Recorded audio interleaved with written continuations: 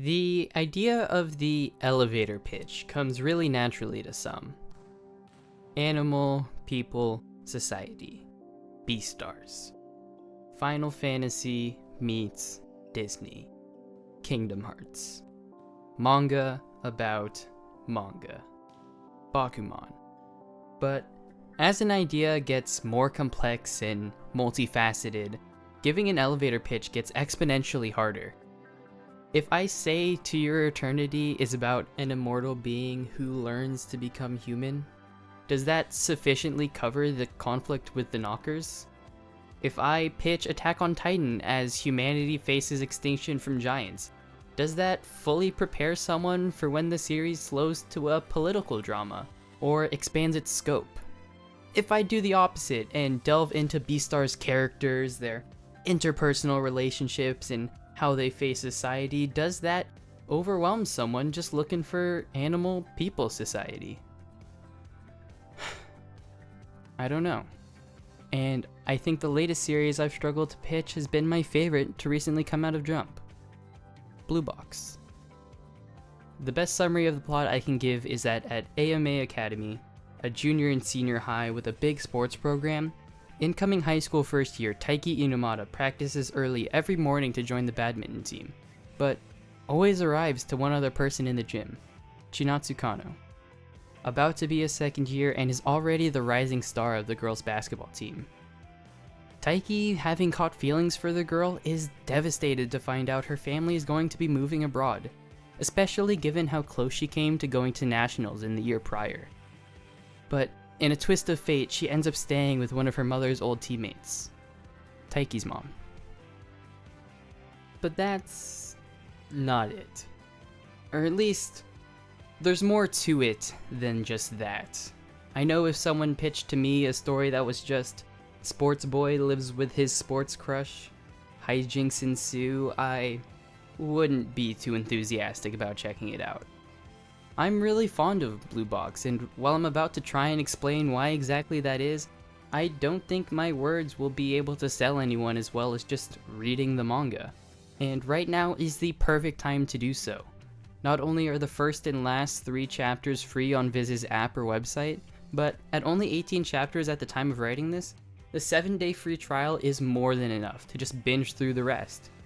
I was able to reread the entire thing in about an hour and a half in preparation for this video.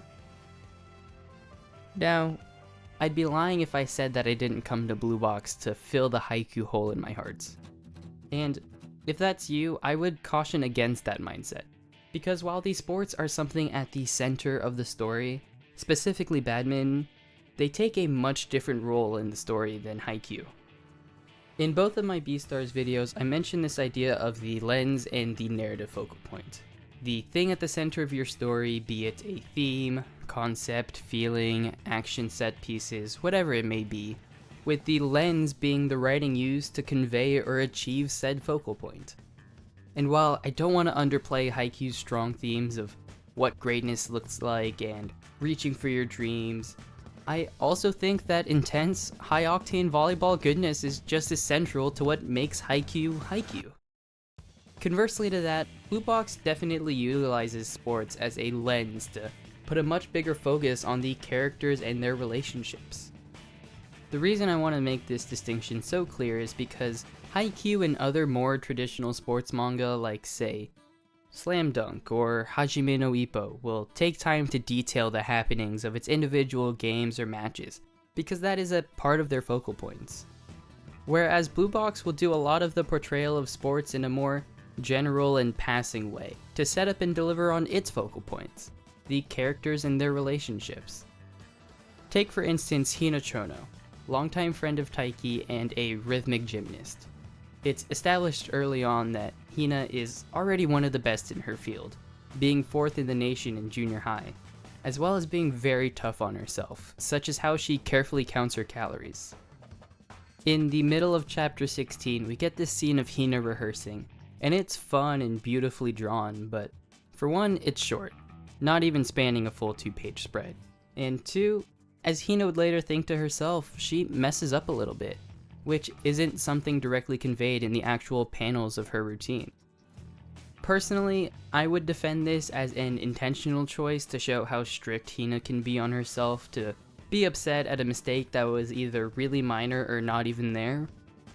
But all that is secondary to the actual point of the scene, which is to show how affected Hina is by finding out about Taiki and Chinatsu living together. Where Blue Box may not be a true-to-form sports manga, it still makes the most out of being in the sports genre, by using it to enrich its character drama and romance. It's something a lot of great series will do, and I think it's one of the main factors that lets Blue Box break free from being a more run-of-the-mill kind of story. Something that always bugged me when reading summaries and reviews of Soul Eater is how much emphasis they would put on the Halloween/spooky aspects of the story. Because while, yes, they are there, and they are definitely present, the story itself doesn't really do anything more with that. It's just set dressing, a visual thematic cohesion, and I think the only reason I'm bothered by it is because I really like Soul Eater, and there is a lot more that makes it great beyond its Tim Burton-like, idiosyncratic gothic fantasy imagery. A series that does use its horror more purposefully would be Madoka Magica, juxtaposing the sweetness of magical girl friendship with horrors both physical and existential. There's also this one up-and-coming manga that has horror blended with action, blended with comedy. The title evades me though.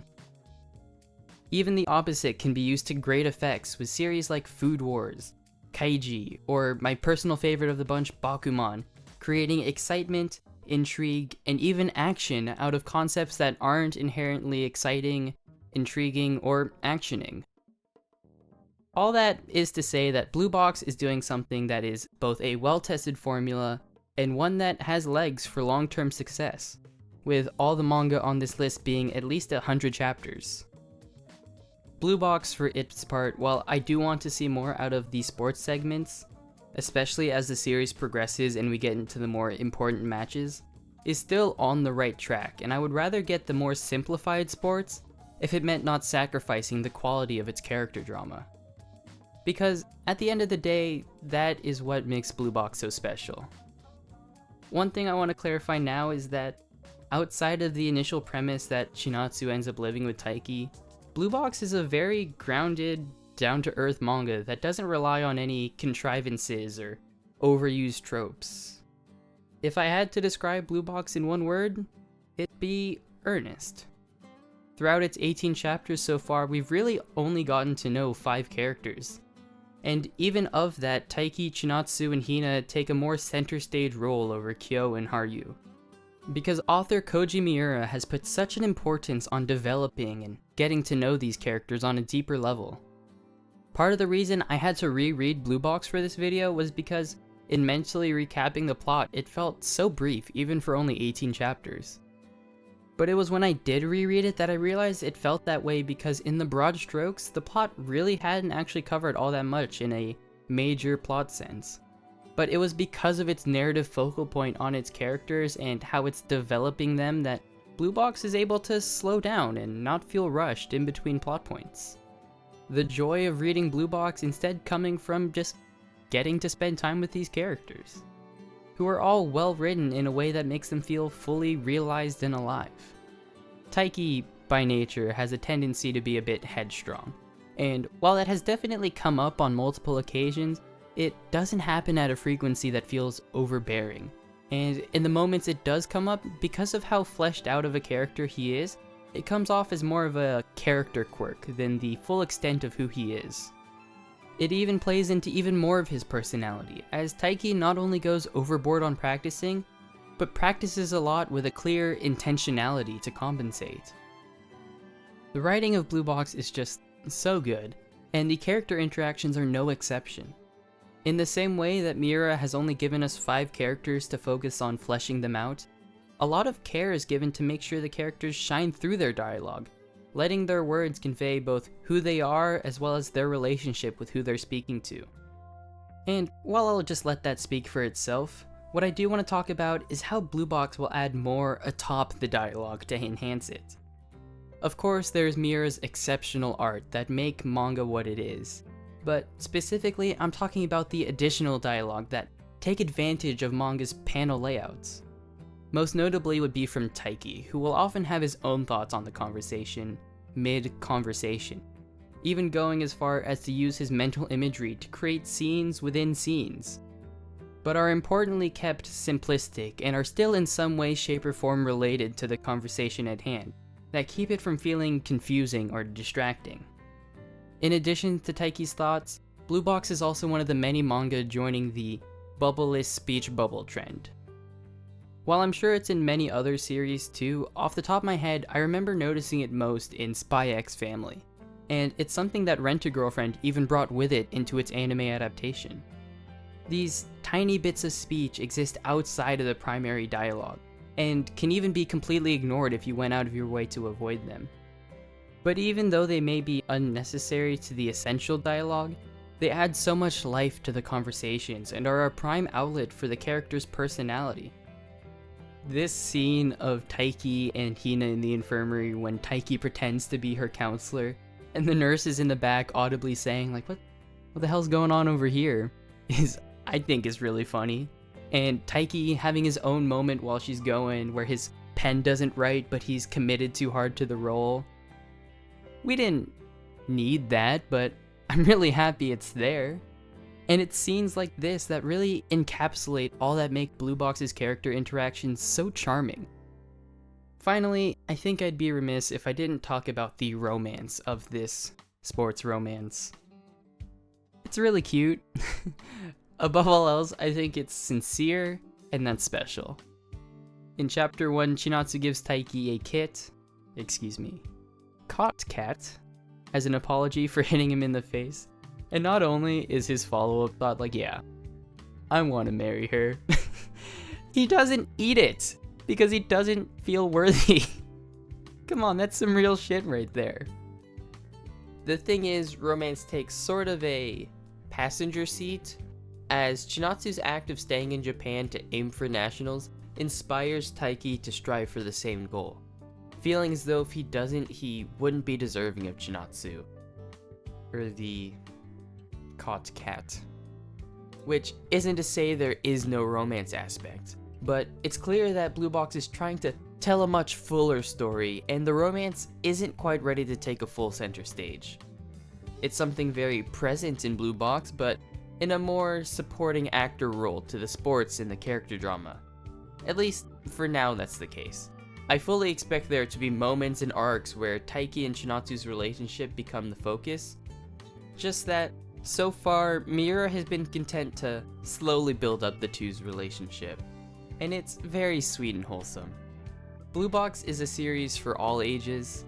Taiki is written to be super respectful of Chinatsu as he tries to navigate his feelings, and Miura doesn't go out of their way to create lewd or fan-servicey moments. At most, Taiki has a wandering thought after Chinatsu almost changes in front of him, but it's not taken anywhere explicitly perverse, and anything beyond what's drawn on the page is left implied from how flustered the boy gets, and I really appreciate that.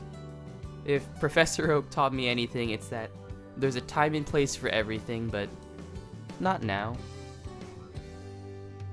I've talked to a few friends about Blue Box because it's something I'm really excited about, but I always stumble a bit when asked what it's about. Because yes, while on the surface, Blue Box is about a badminton boy ends up living with his basketball crush, it's more than that. And I could try saying something poetic like how they're sports crossed, kindred spirits, both aiming for nationals, but does that say enough about how enjoyable the character interactions can be? Honestly, I'm not too sure. That's kinda why I made this video. Because Blue Box is special. Blue Box is a story about sports that uses sports as a greater lens to give us fun, well-written characters, and at the center of it is this romance between a badminton player shooting for the stars who falls in love with the star of the girls' basketball team. And also, they live together. Thanks for watching.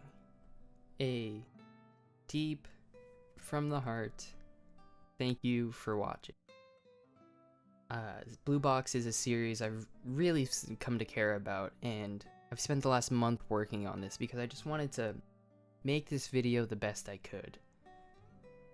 In the video I say, hey, like, read Blue Box, it's only 18 chapters, and as of uploading this, it's been chapter 22, and so it's been a pretty grueling process behind this 15-minute video. So if you liked what you saw and you want to see more like it, then like the video and subscribe, because that's the best way to tell me that videos of this kind are worth doing again.